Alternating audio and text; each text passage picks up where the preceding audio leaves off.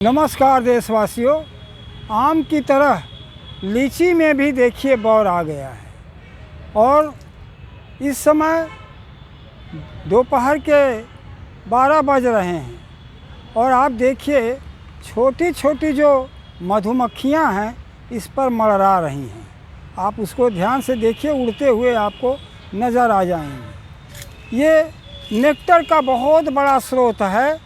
इससे इसकी जो हनी है, ये हनी भी इसका लेने से आप समझिए लीची के हनी से भी बहुत तरह की बीमारियों का खात्मा किया जा सकता है। ये एक बहुत बड़ा औषधीय प्लांट है।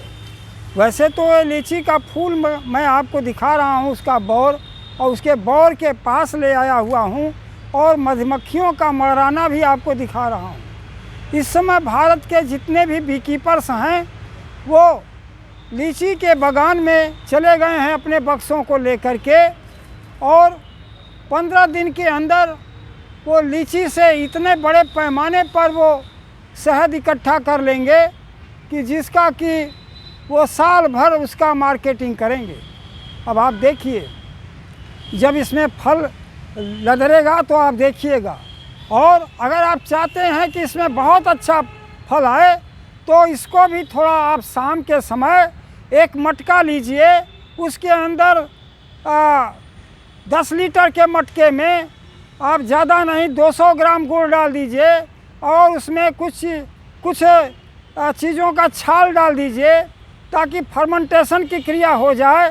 5 दिन के बाद उसके पानी को और उसके 5 गुना पानी में मिला करके इस पर स्प्रे कर दीजिए तो कोई भी फूल में फल सब ठहर जाएगा और बड़े पैमाने पर लीची और फलेगी और स्वादिष्ट भी काफ़ी होगी। दूसरी बात आपसे कहना चाहूँगा कि ये लीची के मौसम में ये बहुत ही खुशनुमा मौसम है। इस समय का जो मौसम है लीची के लिए आप खूब देखिए, बौर तो बेशुमार फैले हुए हैं, लेकिन ये जो लीची मैं दिखा रहा हूँ आपको, यह लीची ये भारत में बेमिसाल, इसका जो अनुसंधान आया है इस लीची में गूदा बहुत ज़्यादा होगा और जो छिलका उतार दीजिएगा उसके वज़न के बराबर इसमें जो इसका बीज होगा वही होगा। आप इसको घर में गमलों में भी लगा सकते हैं, सुखा करके बीज को, और आप कोकोपीट में डाल दीजिए, पौधा तैयार हो जाता है। और फिर इस तरह के पौधों को ले जा कर के उसमें आप ग्राफ्ट कर दीजिए और ग्राफ्ट कर देने से आपका वो जो लीची है आपके गमलों में भी वो आप फल देने लग जाएगा मात्र 1 साल में। ऐसी स्थिति में आप देखिए, ये लीची 15 मई के बाद जब तैयार हो जाएगी तो आप देखिए इस तरह की लीची जिसमें गूदा ज़्यादा हो, कोसली उसका एकदम छोटा हो, उसका इंटरनेशनल डिमांड भी काफ़ी है। ये बहुत बड़े पैमाने पर भारत को विदेशी मुद्रा भी लाने में आप मदद करेगी और किसान के आय में वृद्धि भी करेगी। इसमें विटामिन सी की प्रचुर मात्रा होती है, इससे शरीर का इम्यूनिटी बूस्ट होता है, रोग प्रतिरोधक क्षमता को मजबूत करता है। और इसमें चूँकि बहुत तरह के और भी तरह के गुण हैं, इसमें फाइबर है, फाइबर होने के कारण ये और भी महत्वपूर्ण हो जाता है और जिसके कारण आपके पाचन में भी बहुत मदद करता है। और जो अनुसंधान आया है कि अब लीची खाने से आपके कैंसर के रोग का भी नियंत्रण करेगा। दूसरी बात आपसे बताऊं कि एक बहुत ख़ास बात जो लीची के साथ है कि लीची के साथ तो किसी भी चीज़ का आप जानते हैं बहुत ज़्यादा सेवन नहीं करना चाहिए, लेकिन इसकी तासीर गर्म होती है। इसलिए जब भी लीची आप 15 मई के बाद खाइए तो इसको पानी में भिगो दीजिए। सवेरे और शाम में मत खाइए, दोपहर में लीची खाइए, आपको औषधि का वो काम करेगा। और आप इस मौसम में लीची का स्वाद ज़रूर लीजिएगा और भूलिएगा नहीं, क्योंकि ये केवल फल ही नहीं है, ये औषधि है।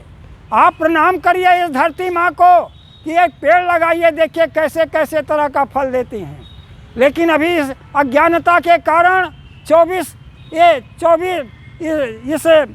2024 में 24 मार्च को इस बार होली पड़ रही है।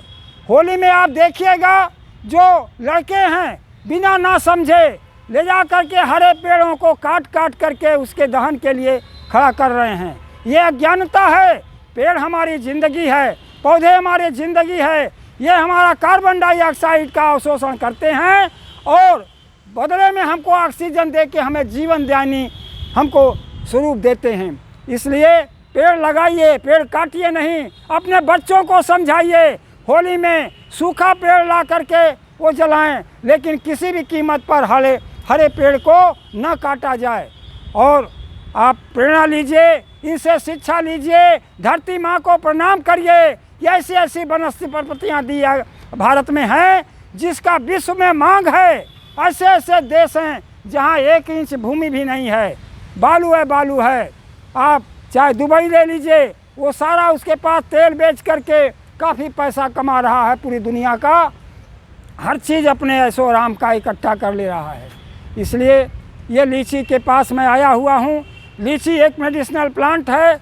लीची खाने से आपके बहुत सारे रोग का निपटारा होगा। आप इसको ध्यान से देखिए हमारी मधुमक्खियाँ पूरी मड़रा रही हैं और जहाँ भी होंगी ये 15 दिन के अंदर चाहे जितना भी बक्सा होगा उसको नेक्टर से भर देंगी। शहद पूरा लबालब हो जाएगा। इन्हीं बातों के साथ विराम देता हूँ। धन्यवाद।